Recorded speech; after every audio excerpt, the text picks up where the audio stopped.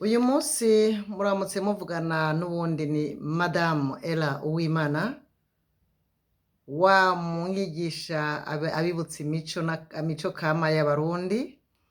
Uyu munsi turaza kurabira hamwe umugani wa murinzi wa ruguru na inagahinda. Habaye umugabo n'umugore bakaba vyaranze ko bavyara akana.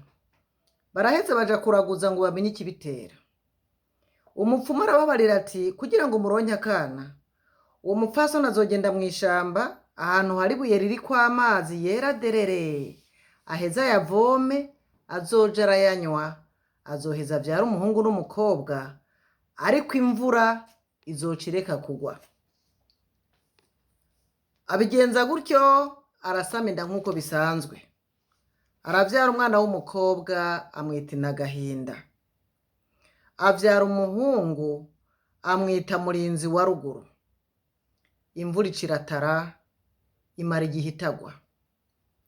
Abana baraheba bavuga ko bokwangaza ba bana batuma imvura itagwa. Barabangaza barava muri ico gihugu. Bageze mw'ishamba bagahindukira bakabona iwabo hamwe bavuye imvura iriko iragwa. Bigiye imbere babona ibuye riteze kwa amazi. Wa muhungu akumva inyota iramwishe akagomba kuyanywa.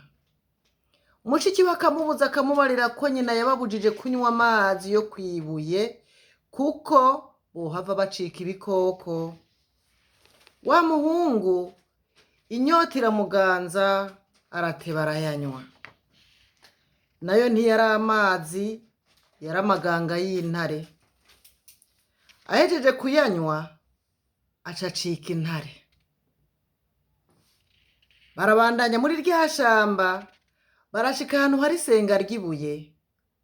Ya ntare ikinjizayo mushiki wayo akaryama, nayo ikaryama ku muryango imuraririye. Ku murango yamije guhiga ibikoko ikazana bagasangira. Yahura n'abantu bikoreye nk'ifu, amavuta, umunyu,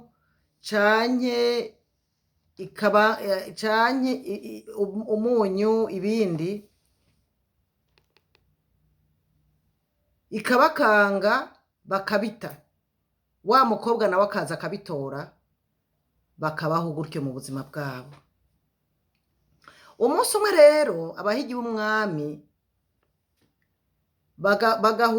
bubuka kuri uwo mukobwa bashaka kumushira umwami kuko bari babonye ari mwiza, n'umwami burya yakunda kugwa hashashe. Agaca ababwira ko ahubwo bohunga kuko igikoko babana kibasanze aho atanumwe yotaha, ko n'umwami yoba ariko aramukwegera. Baragenda babikubita umwami. Bukeye ajana umuntu kumuraba. Bashigwa bamuzanye, ayabirwa n'umwami, arateba aravyara. Ya ntambwe ikarota ko mushiki wayo yavyaye, ikazinduka imushira impongo yishe kugira imwibarutse. Hagahera iminsi wa mwami kaza agasubira akavyara. Ya ntare igasubira ikaza kumwibarutsa kwa kundi kwa mbere. Wa mugore mushiki w'intare akiyumvira ingene yobigira kubona musaza we yamaze kumuramutsa nawe atari bugende bikamusiga.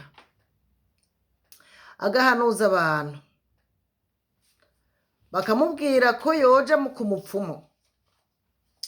Agiye kuraguza, umupfumu akubwira ko ifise urusato yishirako, gusa nayo ahandi ari umuntu, ko niyo iryamye irukura ikarushira ku ruhande. Aca amuhanura ko umunsi izogaruka kubaramutsa yoyigobera ikarara. Arahengera harya isinziriye, aja kuraba aho iryamye, ahitana rwa rushata aho yarumanitse araruturira. Wa mwamikazi ararindira, irateba iragaruka kubaramutsa. nawe avyifatamwo kumwe umupfumu yamubarira.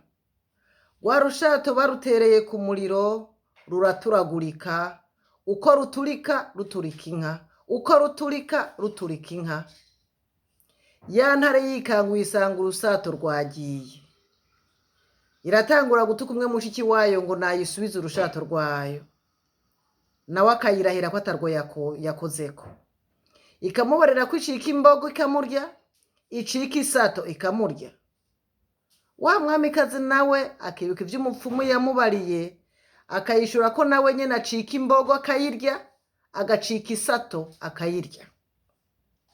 Vyakabaye kera rero, ya ntare ikamubarira ko aho yamuhendeye ari kera, icimubwira iti nkubita agashi ngo ukubita kandi tuve ibuzimu tuje ibuntu. Bagakubitana agashi, ya ntare isubira kuba umuntu nka kera. Umwami muramu we aca amugira umuganwa, amuha intara atwara, amuha inka zongeye kuri za zindi zaturagurika ziva muri rwa rushato, ziba ubusho. Uwo mugabo aragenda aratunganirwa iwe. Sije nohahera, hohera abo bavyeyi bataye abana, ariko nyuma bakaza kuba abantu babubahwa. Natwe turabe ko ata bintu twiteshaguza burya, wosanga bikazotugirira akamaro mu minsi iri imbere, kubera kutabona kure ugasanga twishe akokize. Murakoze. N'ubundi yari wamuvukanye era yagira abe arabigisha abicishije mu migani. Murakoze.